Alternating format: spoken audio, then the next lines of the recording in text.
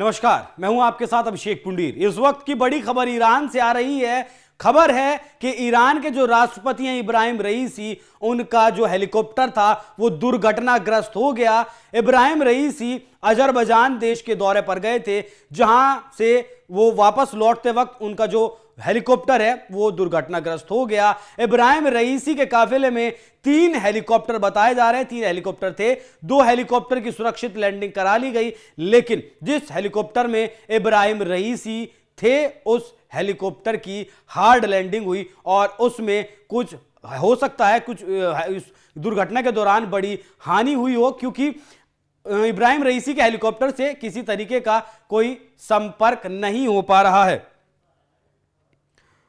Iran के राष्ट्रपति इब्राहिम रईसी का जो काफिला था, उसका जो हेलीकॉप्टर था, एक हेलीकॉप्टर, उसके क्रैश होने की खबर इस वक्त आ रही है। बचाव टीम हेलीकॉप्टर तक पहुंचने की कोशिश कर रही है, लेकिन वो पहुंच नहीं पा रही है।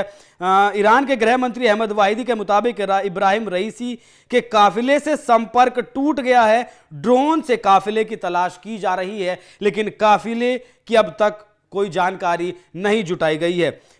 रईसी ईरान के पूर्वी अजरबैजान प्रांत में यात्रा कर रहे थे। ईरान की राजधानी तेहरान से यह हादसा तकरीबन 600 किलोमीटर दूर अजरबैजान देश की सीमा पर स्थित जोल्फा के पास हुआ।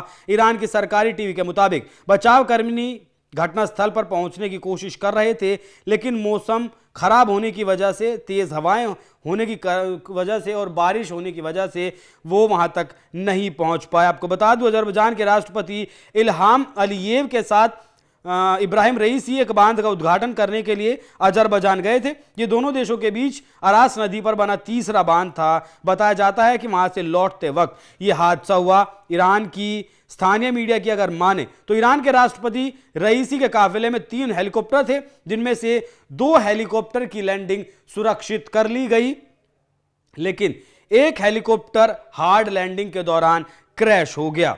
IRGC के संबंध फार्स न्यूज के मुताबिक राइसी के हेलीकॉप्टर से संपर्क नहीं हो पा रहा है। कुछ देर वहां राइसी के हेलीकॉप्टर में सवार आयतुल्ला अल ए हशेम से बातचीत हुई थी, लेकिन उसके बाद से उनसे किसी भी प्रकार का कोई संपर्क नहीं हो पा रहा है। बताया जा रहा है कि राहत टीम क्रैश हेलीकॉप्टर का पता लगाने की लगातार कोशिश कर रही है। ड्रोन से तलाश की जा रही है।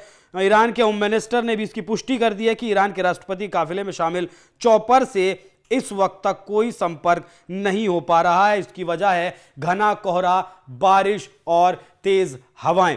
तो ईरान की तरफ से इस बात की पुष्टि कर दी गई है कि इब्राहिम रईसी का जो हेलीकॉप्टर था वो दुर्घटनाग्रस्त हुआ, वो क्रैश हो गया, उसकी हार्ड लैंडिंग हुई, लेकिन इस हादसे में इब्राहिम रईसी सुरक्षित हैं या फिर उन्हें कुछ हानि हुई है, इस बात की अभी तक पुष्टि नहीं हो पाई है। इस बात की जैसी कोई पुष्टि होगी, NMF न्यूज़ आप तक सबसे पहले इस खबर को पहुंचाएगा।